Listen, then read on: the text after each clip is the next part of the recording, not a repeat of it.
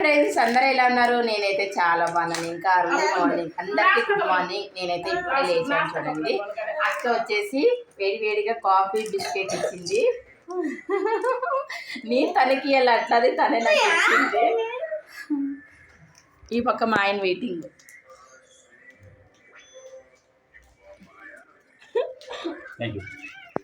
లాడిస్తాండి. తనే నాకన్నా ఫస్ట్ లేచింది, కాఫీ చేసి ఇచ్చింది, బిస్కెట్ కాఫీ ఇచ్చేసింది. ఇప్పుడు ఇంకా బ్రేక్ఫాస్ట్ టైం చేసే టైం అయింది. ఇక చూసారా, కాఫీ అయితే తాగేసి ఫస్ట్ ఇల్లంతా సర్దేసి కసువు అయితే నొక్కేస్తా అన్నాను.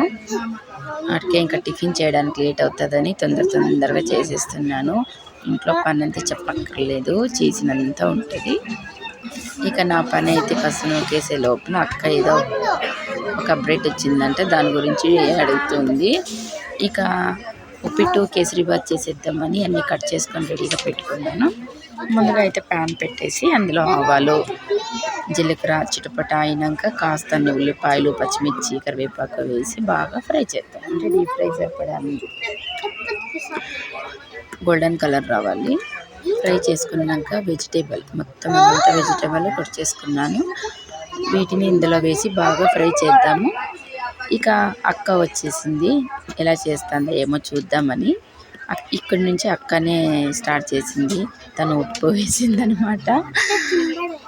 ఉప్పు వేసి ఒకసారి మిక్స్ చేసింది. ఇంకా నేను అక్క ఉప్మా చేసే లోపల నేను కేసరిబాత్ చేద్దామని ఈ పక్క అయితే కేసరిబాత్కి నెయ్యి వేసాను. 2 టేబుల్ స్పూన్లంతా, 1 కప్ అంతా రవ్వ తీసుకున్నాను. బాగా అంటే నెయ్యిలో బాగా ఫ్రై చేయాలన్నమాట. నెయ్యిలో బాగా ఫ్రై చేస్తే మనకి కేసరిబాతు చాలా బాగా వస్తుంది. ఇక ఈ పక్క ఉప్మా వెజిటేబుల్ అంతా కుక్ అయింది. వాటర్ వేసుకున్నాము. 2 గ్లాసుల రవ్వకి 4 గ్లాసుల వాటరు. ఒకసారి బాగా మిక్స్ చేసి ఇందులో ఆ పక్కన లోపల చూసేద్దామని మిక్స్ చేస్తున్నాను. రవ్వ చిన్న ఫ్లేమ్లో పెట్టుకొని చేయాలి. ఉప్మాలో అక్క ఉప్పు చూడనింది.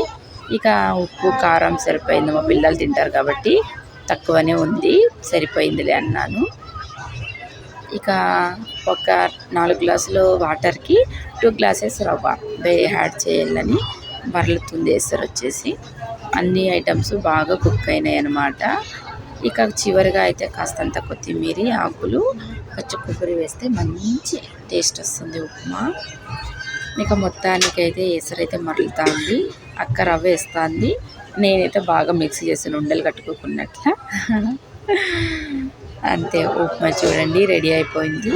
ఇంకా ఈ లోపల ఈ పక్కన కేసరిబాత్కి వచ్చేసి కొన్ని వాటర్ అయితే వేడి చేసుకుంటాను. అందులోనే డైరెక్ట్ వేయకూడదు కదా. ఇంకా చక్కెర 1 గ్లాసు రవ్వకి 2 గ్లాసులు చక్కెర, వాటర్ అయితే కుక్ అయింది. ఇప్పుడు ఇందులో మెల్లిగా వేసుకుంటే టర్న్ చేసుకొని వెళ్దాం. అంటే తిప్పుకోవాలి గడ్డితో, లేదంటే ఉండలు కట్టేస్తుంది. నాకైతే పర్ఫెక్ట్గా వచ్చింది చూడండి. ఆ వాటర్కి ఆ రవ్వకి సరిపడింది.